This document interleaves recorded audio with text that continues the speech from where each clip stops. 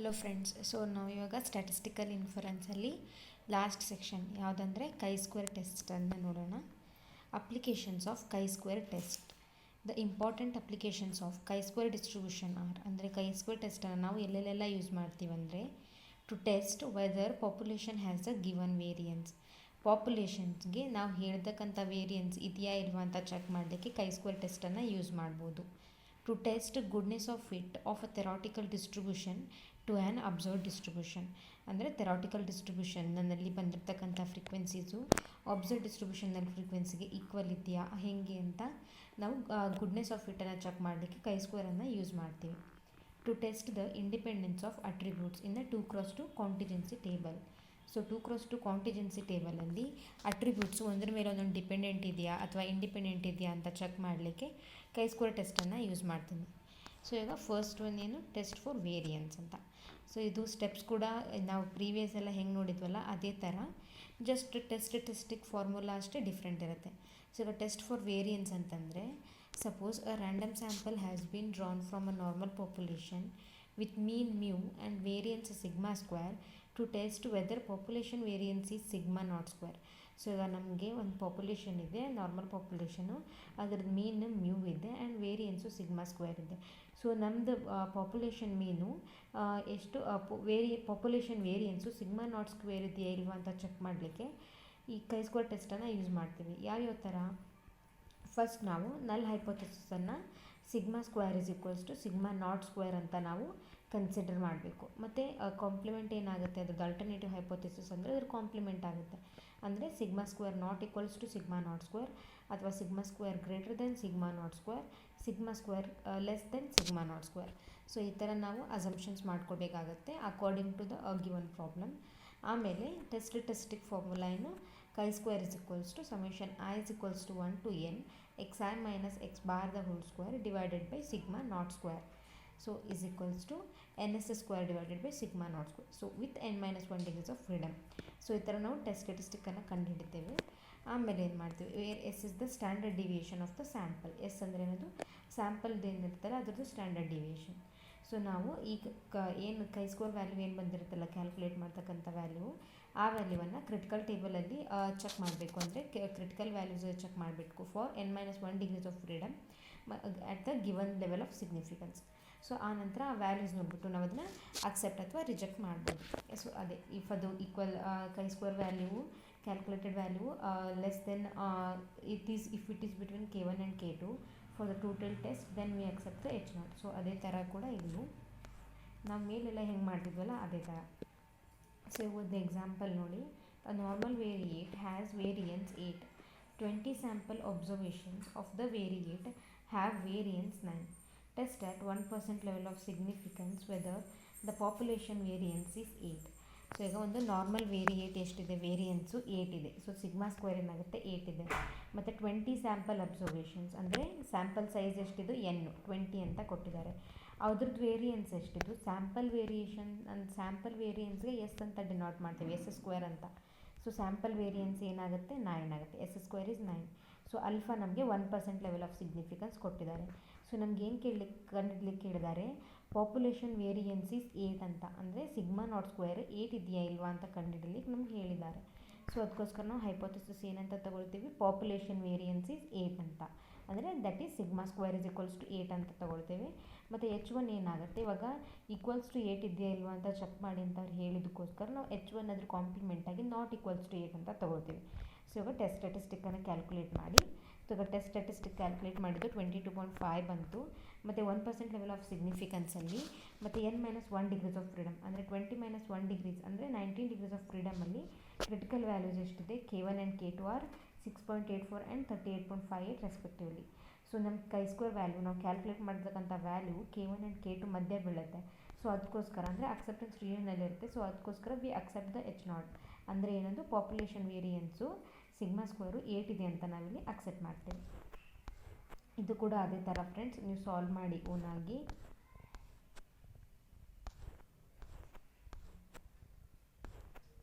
ನಾನು just scroll ಮಾಡ್ತಾ ಹೋಗ್ತಿದ್ದೀನಿ, ನೀವು ಯಾವ ಫಾರ್ಮುಲಾ ಬೇಕಲ್ವಾ ಅಂದರೆ ನಮ್ಗೆ ಗಿವನ್ ಡೇಟಾ ಮೇಲೆ ನಾವು ಫಾರ್ಮುಲಾ ಚೂಸ್ ಮಾಡಿಬಿಟ್ಟು ಸಾಲ್ವ್ ಮಾಡಬೇಕು. ಸೊ ಇಲ್ಲಿ ನೋಡಿ, ಇಲ್ಲಿ ಡೈರೆಕ್ಟ್ಲಿ ನಮಗೆ ಡೇಟಾ ಕೊಟ್ಟಿದ್ದಾರೆ, ಅಂದರೆ ನಮಗೆ ಇಲ್ಲಿ ವೇರಿಯನ್ಸ್ ಅದು ಏನು ಕೊಟ್ಟಿಲ್ಲ. ಸೊ ಅದಕ್ಕೋಸ್ಕರ ಇಲ್ಲಿ ಏನು ಮಾಡಬೇಕು, ನಾವೇ ಕ್ಯಾಲ್ಕುಲೇಟ್ ಮಾಡ್ಕೊಳ್ಬೇಕು. ಅಂದರೆ ಇವಾಗ ನಮಗೆ ಇಲ್ಲಿ ಎಕ್ಸ್ ವ್ಯಾಲ್ಯೂಸ್ ಅಷ್ಟೇ ಕೊಟ್ಟಿದ್ದಾರೆ. ಸೊ ನಾವು ಇವಾಗ ಎಸ್ ಸ್ಕ್ವೇರ್ ಕಂಡುಹಿಡಿಬೇಕಂದ್ರೆ, ಸ್ಯಾಂಪಲ್ ವೇರಿಯನ್ಸ್ ಕಂಡುಹಿಡಿಬೇಕಂದ್ರೆ ಏನು ಫಾರ್ಮುಲಾ ಇದೆ ನಮ್ಮದು, summation X square by N minus summation X by N whole square ಅಲ್ವಾ. ಸೊ ಅದಕ್ಕೋಸ್ಕರ ನಾವಿಲ್ಲಿ ಎಕ್ಸ್ ಸ್ಕ್ವೇರ್ ಕ್ಯಾಲ್ಕುಲೇಟ್ ಮಾಡ್ತೀವಿ, ಮತ್ತು ಎಲ್ಲ ವ್ಯಾಲ್ಯೂಸನ್ನು ಸಬ್ಸ್ಟಿಟ್ಯೂಟ್ ಮಾಡಿದ್ಮೇಲೆ ನಮಗೆ ಎಸ್ ಸ್ಕ್ವೇರ್ ವ್ಯಾಲ್ಯೂ ಸಿಗುತ್ತೆ. ಆದ ನಂತರ ನಾವಿಲ್ಲಿ ಟೆಸ್ಟ್ ಸ್ಟ್ಯಾಟಿಸ್ಟಿಕ್ ಫಾರ್ಮುಲಾದಲ್ಲಿ ಆ ವ್ಯಾಲ್ಯೂಸನ್ನು ಹಾಕಿಬಿಟ್ಟು ನಮ್ಮ chi square calculated value calculate ಮಾಡೋದು.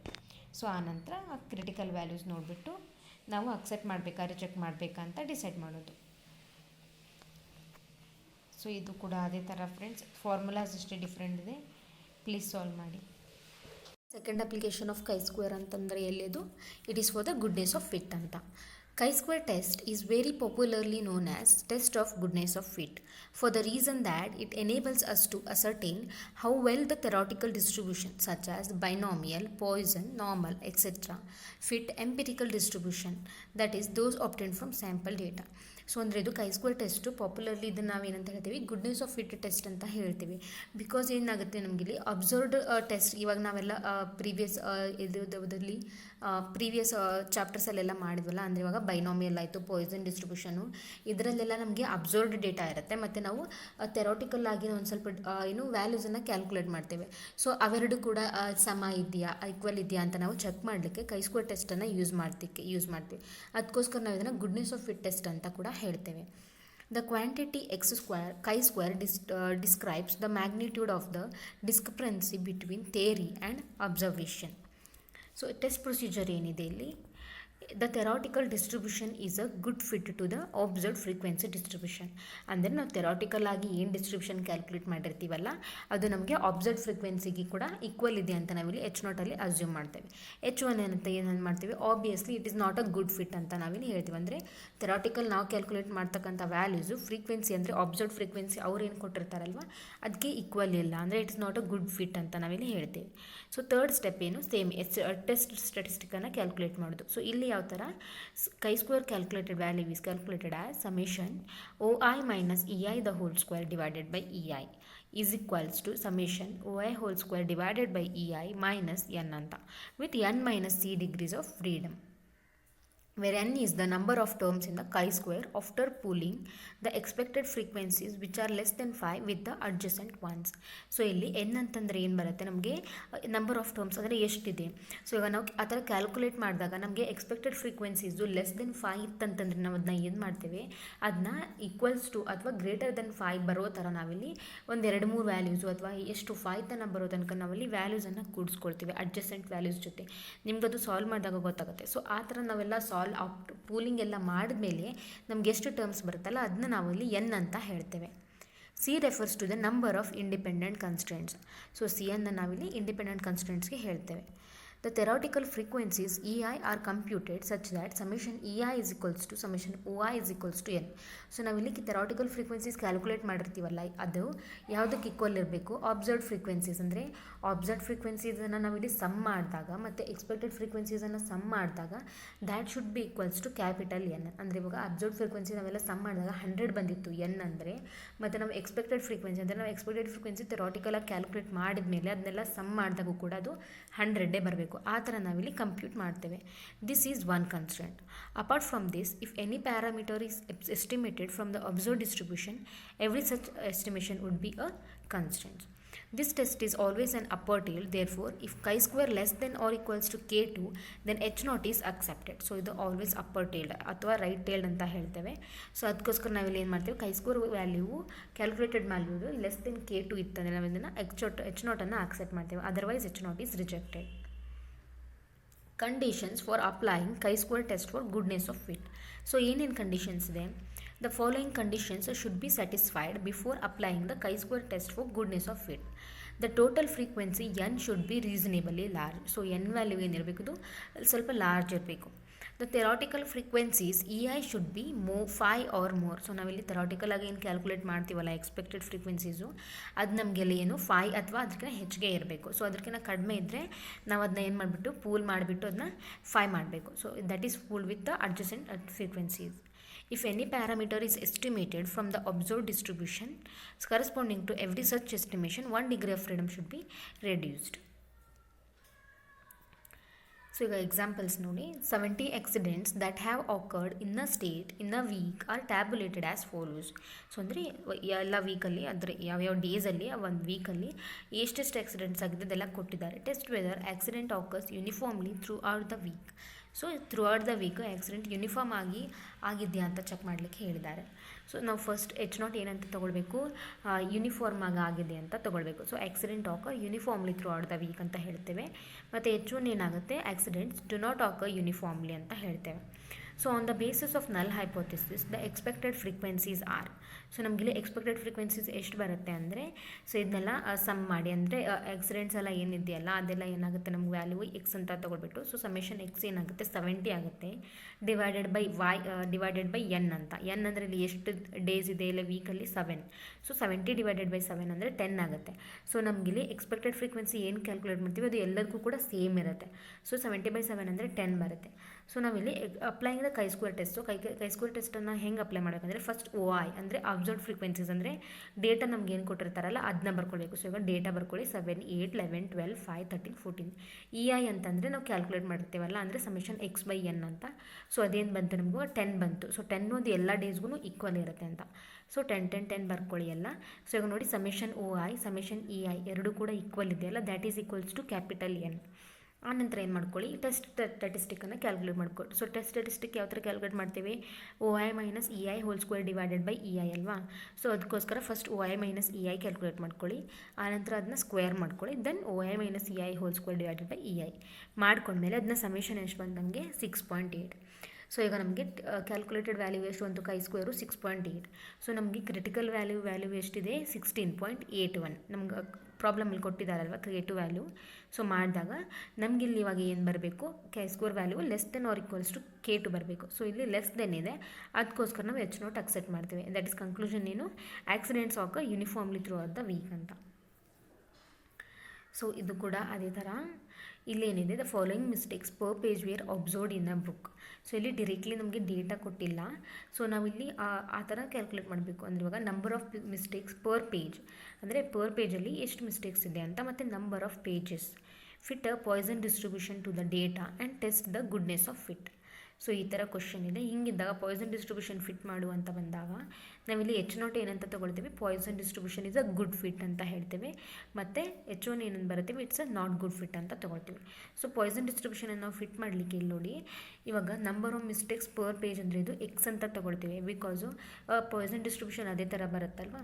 ಮತ್ತು ನಂಬರ್ ಆಫ್ ಪೇಜಸ್ ಅಂದರೆ ಇಲ್ಲಿ ಫ್ರೀಕ್ವೆನ್ಸಿ ಬರುತ್ತೆ, ಅಂದರೆ 0 ಮಿಸ್ಟೇಕ್ಸು 211 ಪೇಜಸಲ್ಲಿದೆ, ಮತ್ತು 1 ಮಿಸ್ಟೇಕ್ ಇರ್ತಕ್ಕಂಥ ಪೇಜಸ್ಸು 90 ಇದೆ, 2 ಮಿಸ್ಟೇಕ್ಸ್ ಇರ್ತಕ್ಕಂಥ ಪೇಜಸ್ಸು 19 ಇದೆ, ಈ ಥರ. ಸೊ ಇವಾಗ XF ಬರ್ಕೊಂಡ್ಮೇಲೆ FX ಕ್ಯಾಲ್ಕುಲೇಟ್ ಮಾಡ್ಕೊಳ್ಳಿ. ಸೊ FX ಆಯಿತು, ಸಮೇಷನ್ FX ಬಂತು. ಸೊ ಈಗ ನಾವು X ಬಾರ್ ಏನಂತ ಕ್ಯಾಲ್ಕುಲೇಟ್ ಮಾಡ್ತೀವಿ, ಮೀನು summation FX divided by N ಅಂತ. ಸೊ ಇವಾಗ ಏನು ಪಾಯ್ಸನ್ ಡಿಸ್ಟ್ರಿಬ್ಯೂಷನಲ್ಲಿ ನಾವು ಮೀನ್ ಅಂತಂದರೆ ಲ್ಯಾಂಬ್ಡಾಯಿಂದ ಡಿನೋಟ್ ಮಾಡ್ತೀವಿ. ಸೊ ಲ್ಯಾಂಬ್ಡಾಯಿಂದ ಡಿನೋಟ್ ಮಾಡಿದಾಗ ಸಮೇಷನ್ FX ಬೈ ಎನ್ ಮಾಡಿದಾಗ ನಮಗೆ ಎಷ್ಟು ಬಂತು, ಲ್ಯಾಂಬ್ಡಾ ವ್ಯಾಲ್ಯೂ 0.44 ಅಂತ. ಸೊ ಇವಾಗ ನಮಗೆ E⁻ ಮೈನಸ್ ಲ್ಯಾಂಬ್ಡಾ ಅಂದರೆ E⁻ -0.44. ನೀವು ಇದನ್ನು ಯಾವ ಥರ ಸಾಲ್ವ್ ಮಾಡಬೇಕು ಅಂತ ನಾನು ಮೇಲಿನ ಪ್ರೀವಿಯಸ್ ಚಾಪ್ಟರ್ಸಲ್ಲಿ ಹೇಳಿದ್ದೇನೆ. ಸೊ E⁻ -0.44 ಅಂದರೆ ಅದನ್ನ ಯಾವ ಥರ ಕ್ಯಾಲ್ಕುಲೇಟ್ ಮಾಡ್ತೀವಿ, E⁻ -0.4 E⁻ -0.04 ಅಂತ. ಸೊ ನಾವು ಇಲ್ಲಿ ಟೇಬಲಲ್ಲೇ ವ್ಯಾಲ್ಯೂ ಎಲ್ಲ ಚೆಕ್ ಮಾಡಿಬಿಟ್ಟು ಸಾಲ್ವ್ ಮಾಡಿದಾಗ E⁻ ಲ್ಯಾಂಬ್ಡಾ ಎಷ್ಟು ಬಂತು, 0.6440 ಅಂತ ಬಂತು. ಸೊ ಇವಾಗ ನಮಗೆ ಪಾಯ್ಸನ್ ಡಿಸ್ಟ್ರಿಬ್ಯೂಷನ್ದು ಪ್ರೊಬಬಿಲಿಟಿ ಮಾಸ್ ಫಂಕ್ಷನ್ ಏನಿದೆ, E⁻ lambda lambda raise to X divided by X factorial, where X can range from 1 to infinity. So ಈಗ E⁻ ಲ್ಯಾಂಬ್ಡಾ ಅಂದರೆ ಇವಾಗ ನಮಗೆ E⁻ ಅಂಕರು 0.6440 ಅಂಕರು ಬಂದಿದೆ. ಸೊ ಇದನ್ನು ಆ್ಯಸ್ ಇಟ್ ಈಸ್ ಇಟ್ಕೊಳ್ಳಿ. ಮತ್ತು ಇವಾಗ lambda raise to X divided by X factorial. So ಈಗ X ವ್ಯಾಲ್ಯೂಸನ್ನು ಸಬ್ಸ್ಟಿಟ್ಯೂಟ್ ಮಾಡ್ತಾ ಹೋಗೋದು. ನಮಗೆ X ವ್ಯಾಲ್ಯೂಸ್ ಏನಿದೆ 0, 1, 2, 3, 4 ಅಂತ. ಸೊ ಈಗ P(0) ತೊಗೊಳ್ಳಿ. P(0) ಅಂದರೆ E⁻ ಲ್ಯಾಂಬ್ಡಾ ಲ್ಯಾಂಬ್ಡಾ ಅಂದರೆ 0.44 0 divided by 0 factorial. So E⁻ lambda ಅಂದರೆ 0.6440 ಇದೆ. ಮತ್ತು ಇವಾಗ anything raise to 0 is 1 and divided by 0 factorial ಅಂದರೆ ಕೂಡ 1. ಸೊ ಅದಕ್ಕೋಸ್ಕರ ಇದು 0.6440 ಬರುತ್ತೆ.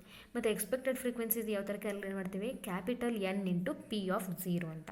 ಸೊ ಕ್ಯಾಪಿಟಲ್ ಎಷ್ಟಿದೆ ನಮಗೆ 325 ಇದೆ. ಸೊ 325 ಇಂಟು ಪ್ರೊಬ್ಯಾಬಿಲಿಟಿ ಮಾಡ್ಕೊಳ್ಳಿ, ಅವಾಗ ಏನು ಬರುತ್ತಲ್ಲ ಅದು ಎಕ್ಸ್ಪೆಕ್ಟೆಡ್ ಫ್ರೀಕ್ವೆನ್ಸಿ. ಸೊ ಇಲ್ಲಿ ನೋಡಿ ಇದು 209.3 ಅಂತ ನೀವು ಇಲ್ಲಿ 210 ಮಾಡಿದಿರಲ್ಲ, ಅದನ್ನ ಇವಾಗಲೇ ಮಾಡಬೇಡಿ, ಬಿಕಾಸ್ ಅದನ್ನ ನೆಕ್ಸ್ಟ್ ನಾವು ಟೋಟಲ್ ಆಗಿ ನಾವು ಸಮೇಷನ್ EI ಮಾಡಿದಾಗ ಅದು ಕೂಡ ನಮಗೆ 325 ಬರಬೇಕು. ಸೊ ಆ ಥರ ಬರೋ ಥರ ನಾವಿಲ್ಲಿ ಇದನ್ನು ಏನು ಅಡ್ಜಸ್ಟ್ ಮಾಡ್ಕೊಳ್ಬೇಕು. ಸೊ ಇವಾಗಲೇ ಮಾಡಬೇಡಿ ಇದನ್ನು. ಸೊ ಇದು ಹೆಂಗೆ ಕ್ಯಾಲ್ಕುಲೇಟ್ ಮಾಡಿದ್ರಲ್ಲ ಅದೇ ಥರ ನೀವಿಲ್ಲಿ E(1) ಆಯಿತು, E(2), E(3), E(4) ಮಾಡ್ಬೋದು ಆ ಫಾರ್ಮುಲಾದಲ್ಲಿ. ಅಥವಾ ನೀವಿಲ್ಲಿ ರಿಕರೆನ್ಸ್ ರಿಲೇಷನ್ ಯೂಸ್ ಮಾಡ್ಬೋದು. ರಿಕರೆನ್ಸ್ ರಿಲೇಷನ್ ಏನಿದೆ λ/x ಇಂಟು E(x−1) ಅಂತ. ಸೊ ಈಗ E(1) ಅಂತಂದರೆ ಏನು ಮಾಡಬೇಕು, ಲ್ಯಾಂಬ್ಡಾ ಅಂದರೆ 0.44 ಡಿವೈಡೆಡ್ ಬೈ ಎಕ್ಸ್ ಅಂದರೆ ಇವಾಗ 1 ಇಂಟು E(x−1) ಅಂದರೆ E(0). ಸೊ E(0) ಅಂದರೆ ಎಕ್ಸ್ಪೆಕ್ಟೆಡ್ ಫ್ರೀಕ್ವೆನ್ಸಿ ಆಫ್ 0 ಎಷ್ಟು ಬಂತು ನಮಗೆ ಇಲ್ಲಿ 209.3 ಬಂತು. ಇದನ್ನು ನಾನು ಹೇಳಿದ್ನಲ್ಲ ರೌಂಡ್ ಆಫನ್ನು ಆಮೇಲೆ ಮಾಡ್ಕೊಳ್ಳಿ. ಸೊ ಈಗ 209.3 ಈ ಥರ ಕ್ಯಾಲ್ಕುಲೇಟ್ ಮಾಡಿದಾಗ ಇಷ್ಟು ವ್ಯಾಲ್ಯೂ ಬಂತು. ಸೊ ಅದೇ ಥರ ನೀವು E(2), E(3), E(4) ಅನ್ನು ಕ್ಯಾಲ್ಕುಲೇಟ್ ಮಾಡ್ಕೊಳ್ಳಿ. ಲಾಸ್ಟ್ಗೆ ನೀವು ಇಲ್ಲಿ ಅಬ್ಸರ್ವ್ ಫ್ರೀಕ್ವೆನ್ಸೀಸ್ ಬರೀರಿ. ಸೊ ಈಗ ನೀವು ಹೆಂಗೆ ಬರೀಬೇಕು, ಇವಾಗ ಅಬ್ಸರ್ವ್ ಫ್ರೀಕ್ವೆನ್ಸೀಸ್ ಅಂದರೆ ಅವ್ರು ಕೊಟ್ಟಿರ್ತಾರಲ್ವ ಫ್ರೀಕ್ವೆನ್ಸೀಸು ಅದೇ ಥರ. ಸೊ ಅಂದರೆ ಫ್ರೀಕ್ವೆನ್ಸೀಸ್ 211, 90, 19, 5, 0. ಸೊ ಈ ಥರ ಬರ್ಕೊಳ್ಳಿ. ಆಮೇಲೆ ಎಕ್ಸ್ಪೆಕ್ಟೆಡ್ ಫ್ರೀಕ್ವೆನ್ಸೀಸ್ ಏನಾಗುತ್ತೆ ಇಲ್ಲಿ, ನೀವು ಎಕ್ಸ್ಪೆಕ್ಟೆಡ್ ಫ್ರೀಕ್ವೆನ್ಸೀಸನ್ನು ಬರ್ಕೊಂಡಾಗ ನಿಮಗೆ summation OI must be equals to summation EI.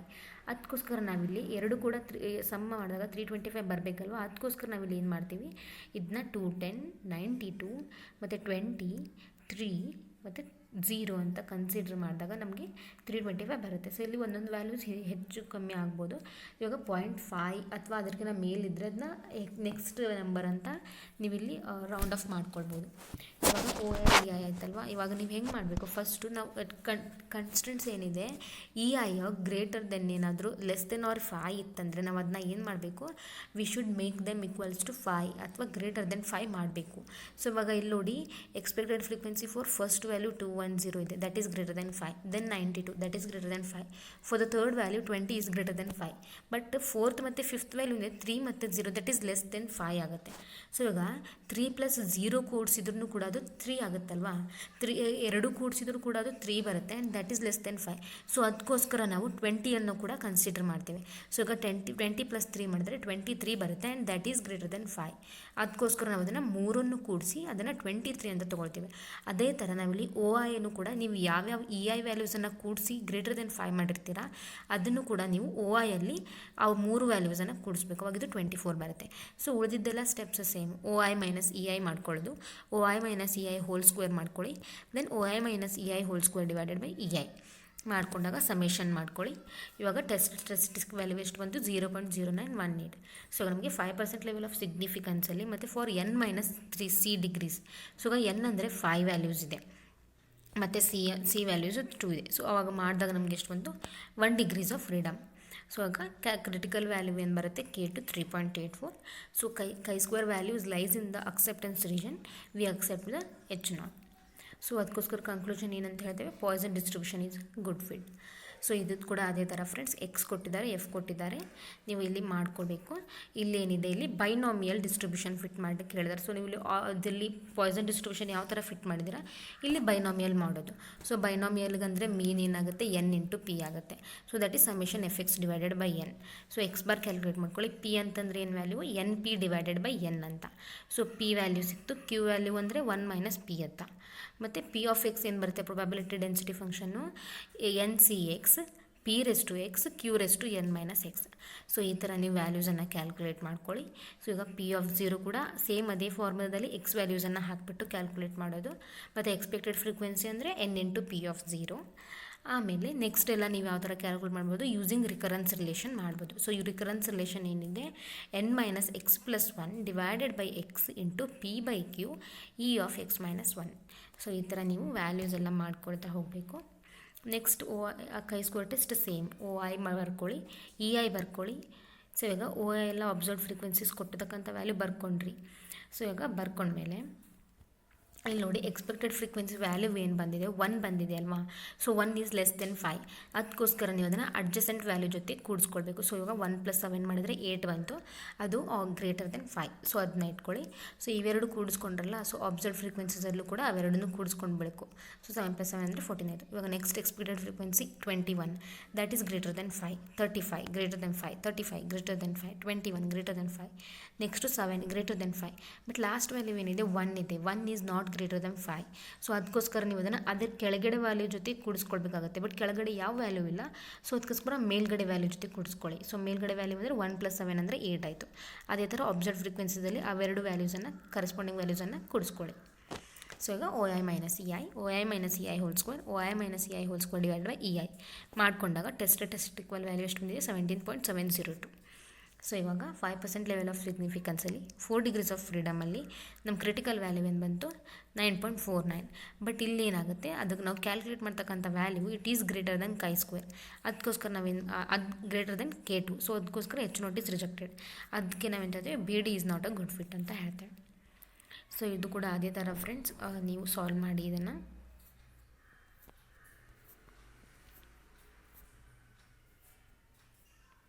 So ಈಗ ಥರ್ಡ್ ಟೈಪ್ ಆಫ್ ಅಪ್ಲಿಕೇಶನ್ ಯಾವುದರಲ್ಲಿ, test for independence of attributes. By using chi-square test, we can find out whether two attributes are independent or not. Suppose we have n observations classified according to two attributes. Whether there is any association between eye colors of parents and children, whether there is any association between marriage and happiness, whether quinine is effective in controlling malaria or not. So ಈ ಥರ ನಾವು ಎರಡು ಅಟ್ರಿಬ್ಯೂಟ್ಸು ಒಂದ್ರ ಮೇಲೊಂದು depend ಇದೆಯಾ ಅಥವಾ ಅವೆರಡು independent ಇದೆಯಾ ಅಂತ ಕ್ಯಾಲ್ಕುಲೇಟ್ ಮಾಡಲಿಕ್ಕೆ, ಅನಾಲಿಸಿಸ್ ಮಾಡಲಿಕ್ಕೆ chi-square ಟೆಸ್ಟನ್ನು ಯೂಸ್ ಮಾಡ್ತೇವೆ. ಸೊ ಇಲ್ಲಿ ಕೂಡ ಅದೇ ಥರ H0 ಅಂತ ಏನಂತ ತೊಗೊಳ್ತೀವಿ, ಎರಡು ಅಟ್ರಿಬ್ಯೂಟ್ಸ್ ಕೂಡ ಇಂಡಿಪೆಂಡೆಂಟ್ ಇದೆ ಅಂದರೆ ಒಂದ್ರ ಮೇಲೊಂದು ಡಿಪೆಂಡೆಂಟ್ ಇಲ್ಲ ಅಂತ ತೊಗೊಳ್ತೀವಿ. H1 ಏನಾಗುತ್ತೆ, ಅವೆರಡು ಇಂಡಿಪೆಂಡೆಂಟ್ ಇಲ್ಲ ಅಂದರೆ ಒಂದ್ರ ಮೇಲೊಂದು ಡಿಪೆಂಡ್ ಇದೆ ಅಂತ ತೊಗೊಳ್ತೀವಿ. ಸೊ ಈಗ n observations are classified with respect to two true attributes A and B are written in the form of 2x2 contingency table. So 2x2 contingency ಟೇಬಲಲ್ಲಿ ನಾವಿಲ್ಲಿ ಬರೀಬೇಕು. A ವ್ಯಾಲ್ಯೂಸ್ ಎಲ್ಲ ರೋಸಲ್ಲಿ ತೊಗೊಳ್ತೀವಿ, B ವ್ಯಾಲ್ಯೂ ಕಾಲಮಲ್ಲಿ. ಸೊ A ವ್ಯಾಲ್ಯೂಸ್ ರೋಸಲ್ಲಿ ಅಂದರೆ A1 A2 ಮತ್ತು B1 B2. ಸೊ ಈಗ A1 ವ್ಯಾಲ್ಯೂಸ್ A1 ವ್ಯಾಲ್ಯೂ ಏನು ಬರುತ್ತೆ, A ಮತ್ತು A B ಈ ಥರ ಹಿಂಗೆ ವ್ಯಾಲ್ಯೂಸ್ ಬರ್ಕೊಳ್ತೀವಿ, A B C D ಅಂತ. ಸೊ ಇಲ್ಲಿ ಟೋಟಲ್ ಏನು ಬರುತ್ತೆ, A + B ಬರುತ್ತೆ, ಇಲ್ಲಿ C + D ಬರುತ್ತೆ. ಇಲ್ಲಿ ಕಾಲಮ್ ವೈಸ್ ಮಾಡಿದಾಗ A + C B + D. So ಲಾಸ್ಟ್ಗೆ ನಮ್ಗೆ ಏನು ಬರಬೇಕು, ಟೋಟಲ್ ವ್ಯಾಲ್ಯೂಸು ಎಲ್ಲವೂ ಕೂಡ ಈಕ್ವಲ್ ಬರಬೇಕು. ಬಿಕಾಸ್ ಇಲ್ಲಿ A + B + C + D ಬರುತ್ತೆ. ಕಾಲಮ್ ಮಾಡಿದಾಗ ರೋ ಮಾಡಿದಾಗೂ ಕೂಡ A + C + B + D ಬರುತ್ತೆ. ಸೊ ನಮಗಲ್ಲಿ ವ್ಯಾಲ್ಯೂಸ್ ಈಕ್ವಲ್ ಬರಬೇಕು ಲಾಸ್ಟ್ ಕಾಲಮಲ್ಲಿ. So under H0 the test statistic ಯಾವ ಥರ ಕ್ಯಾಲ್ಕುಲೇಟ್ ಮಾಡ್ತೀವಿ, ಇಲ್ಲಿ n × AD - BC whole square divided by A + B × C + D × A + C × B + D.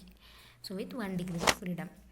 This set is always an upper tail. Therefore, if chi-square is less than or equals to K2, then H0 is accepted, otherwise rejected. So ಇಲ್ಲಿ conditions ಯಾವ್ಯಾವ ಇದ್ದಾಗ ನಾವಿಲ್ಲಿ chi-square ಟೆಸ್ಟನ್ನು apply ಮಾಡಬೇಕು for the independence of attributes ಅಂದರೆ, total frequency should be large, that is greater than or equal to 50 ಇದ್ದಾಗ ಇದನ್ನು use ಮಾಡಬೇಕು. ಮತ್ತು ಅಬ್ಸರ್ವೇಷನ್ಸ್ ಶುಡ್ ಬಿ ರ್ಯಾಂಡಮ್ ಅಂದರೆ ಅಬ್ಸರ್ವೇಷನ್ಸ್ ಇಂಡಿಪೆಂಡೆಂಟ್ ಇರಬೇಕು. ಮತ್ತು each of the expected cell frequencies EI should be 5 or more. So ಇದು ಕೂಡ ಅದೇ ಥರ 5 ಅಥವಾ ಜಾಸ್ತಿ ಇರಬೇಕು ಎಕ್ಸ್ಪೆಕ್ಟೆಡ್ ಫ್ರೀಕ್ವೆನ್ಸಿ. ಸೊ ಇಲ್ಲಿ ಕ್ಯಾಲ್ಕುಲೇಟ್ ಮಾಡಿ. Following is the data regarding family condition and examination result of 100 students. Test whether family conditions and results are independent.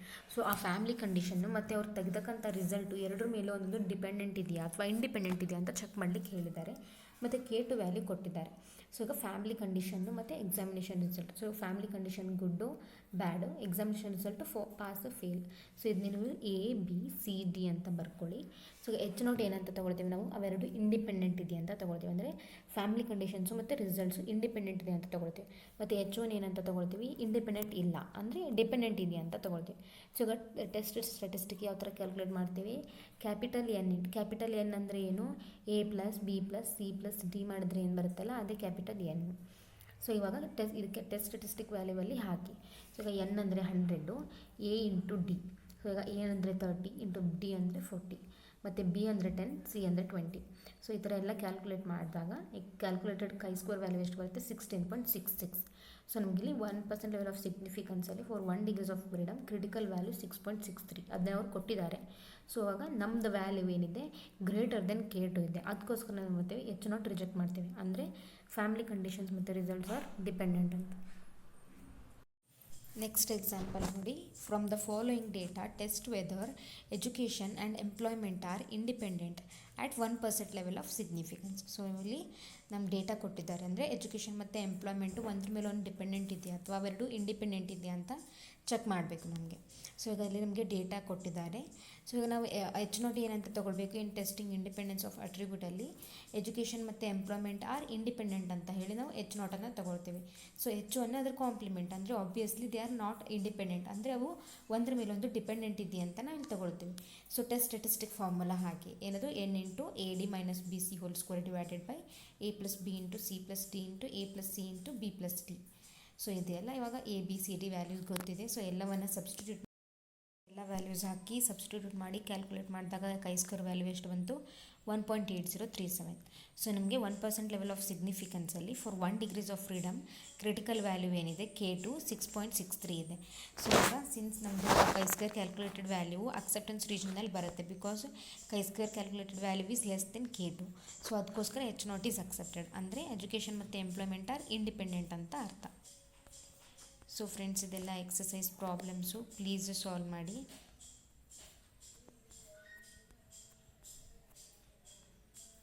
ಹಾಗೇನೆ ಬಿಡಬೇಡಿ, ಎಲ್ಲವನ್ನು ಸಾಲ್ವ್ ಮಾಡಿ. ಎಲ್ಲವೂ ಕೂಡ ಆಲ್ಮೋಸ್ಟ್ ಸೇಮ್ ಇದೆ, ಜಸ್ಟ್ 5 ಸ್ಟೆಪ್ಸ್ ನೆನ್ಪಿಟ್ಕೊಳ್ಳೋದು, ಮತ್ತು ನಮಗೂ ಟೆಸ್ಟ್ ಸ್ಟ್ಯಾಟಿಸ್ಟಿಕ್ ಫಾರ್ಮುಲಾವನ್ನು ಮಾತ್ರ ಗೊತ್ತಿದ್ದರೆ ಸಾಕು. Thank you.